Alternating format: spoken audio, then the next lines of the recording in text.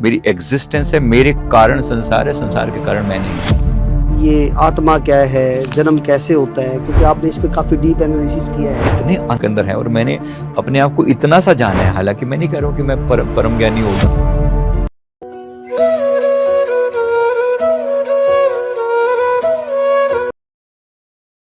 संस्कार, समर्पण, संगठन और सेवा, इस सेवा के सफर में जहां हमने छोटे छोटे अनुभव किए, तो एक मेरा अनुभव ये रहा कि जो समाज में बड़े बदलाव आते हैं वो वैचारिक बदलाव से ही संभव हो पाते हैं। जितने भी बड़े परिवर्तन आए समाज में वो जन आंदोलन से ही आए और उसकी शुरुआत एक विचार से हुई।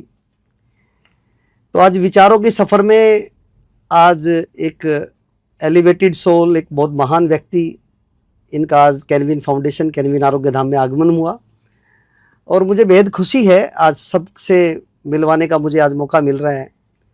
आदरणीय संजीव मलिक जी का मैं बहुत बहुत स्वागत करता हूँ जी, और हृदय से नमन करता हूँ आपकी सेवाओं को कि आपने जिस तरीके से अपने जीवन को एक मिशन दिया और आज इस मिशन का भी जिक्र हम करेंगे और कैनविन फाउंडेशन और हम सब मिल के समाज के लिए कैसे कर सकते हैं, क्या अच्छा कर सकते हैं, इस जीवन को कैसे वैल्यूएबल बना सकते हैं और आने वाली पीढ़ियों के लिए हम क्या छोड़ के जाएंगे, इसकी एक शुरुआत आज आपके मार्गदर्शन में हम करेंगे।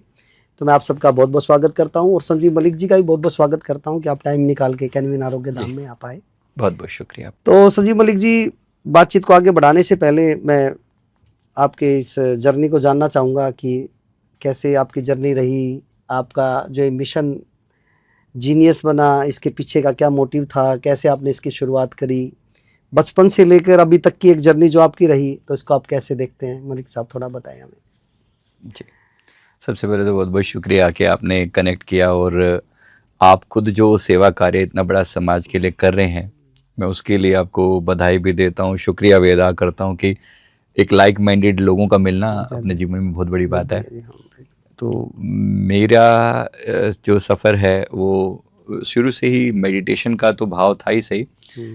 बचपन में संस्कार भी ऐसे मिले, सेवा का मौका मिला, जहाँ भी गए भाव ये था कि सेवा की जाए और फिर इंजीनियरिंग किया। उसके बाद भी लगातार ये सफ़र जारी रहा।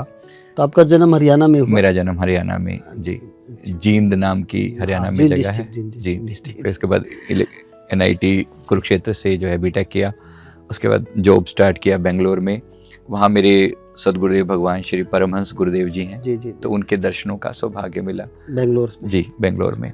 तो वहाँ से जो है जीवन का एक और अधिक बेटर वे में स्पिरिचुअलिटी ग्रो करने लगी। मेरी शुरू से जो अप्रोच रही कि पहले गुरुदेव ने ये सिखाया कि पहले अपने आप को ग्रो करो डीप इनसाइड। जैसे किसी भी पेड़ को अगर बहुत ऊंचा चढ़ना है ना, उससे पहले अपनी जड़ें गहरी करनी पड़ेंगी, जो कि हम में से अधिकतर लोग मिस कर जाते हैं। तो मेडिटेशन का मतलब ही है कि मैं अपनी जड़ें गहरी कर रहा हूँ। तो मुझे पता है कि मेरी कहाँ मुझे जाना है। और सबसे बड़ी चीज़ की जो अंदर की जो डार्कनेस है, हर एक के अंदर कहीं ना कहीं विकार हैं, कमजोरियाँ हैं, खुद के अंदर वीकनेस है। पर आमतौर पे लोगों को क्या होता है, लोग उसको छुपा के वो करने का प्रयास करते हैं, जबकि मेडिटेशन का मतलब है कि आप उनसे कन्फ्रंट कर रहे हो, उनसे सामना कर रहे हो। तो वो था कि भाई किसी भी कमजोरी को कहीं ना कहीं अपने अंदर जाके उतरना है, जानना है, समझना है कि मेरे अंदर अगर ये नेगेटिव विचार आ रहा है तो कहाँ से आ रहा है, इसका रूट क्या है। और एक बार मैंने उसको समझ लिया तो मैं उसे ट्रांसफॉर्म कर सकता हूँ, चेंज कर सकता हूँ। रूट्स ठीक होंगी तो फ्रूट्स अच्छे लगेंगे। राइट। तो मेडिटेशन की बस वही थी कि वहाँ से वो रास्ता मिला। फिर गुरुदेव का हमेशा ही होता था कि जन कल्याण करना है, बड़े लेवल पर करना है। उनसे मुलाकात किस साल में हुई? वैसे तो मैं उनके दर्शनों के लिए पहले भी जाया करता था। मतलब जब इससे पहले का जो टाइम पीरियड था, जैसे 1984 परिवार जुड़ा हुआ था, माता जी जुड़े हुए थे। तो 1984 में 5 में ऐसे उस समय भी दर्शन किए उनके। लेकिन 98 में जो दर्शन वहाँ पर हुए तो वहाँ से थोड़ा और डीप कनेक्टिविटी हुई बेंगलोर में। वहाँ से फिर थोड़ी डीप कनेक्टिविटी। उनसे मुलाकात 1995 के आसपास हुई?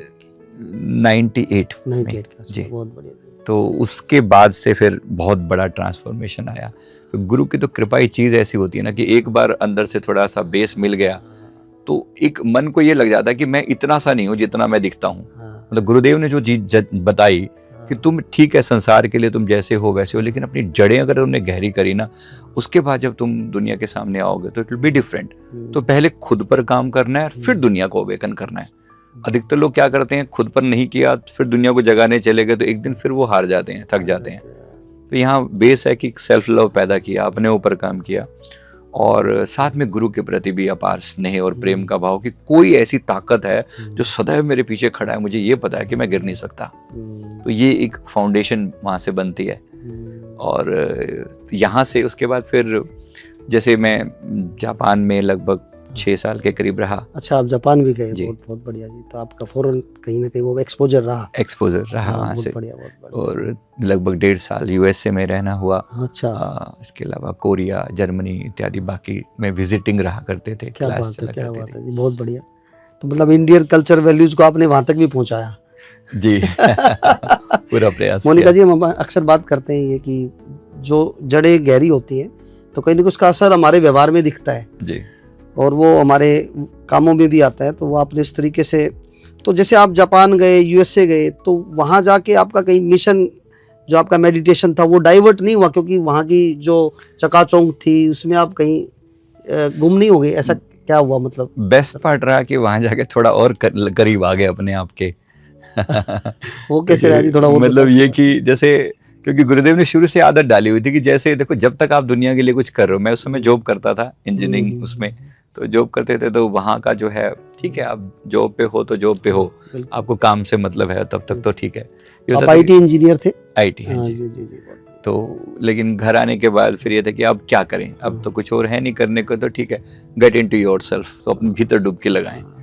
तो वहाँ से मेडिटेशन करते थे वहाँ जी, और मेडिटेशन की बड़ी डेप्थ मिली। फिर वहाँ से अंदर उतर के खुद को देखा, समझा मैं कौन हूँ, कहाँ से आया हूँ, हमारी सोल का बेस क्या है, फाउंडेशन क्या है। सोल के अंदर जो बेसिक क्वालिटी हर इंसान के अंदर होती है ना, तो मेडिटेशन का मतलब ये है कि वो क्वालिटी और उभर के सामने आने लगी कि जैसे हमारे अंदर दया का भाव है, करुणा का, प्रेम का भाव है, दूसरों को प्रेम देने का भाव है। ये बेसिक क्वालिटी इनहेरेंट है मेडिटेशन में।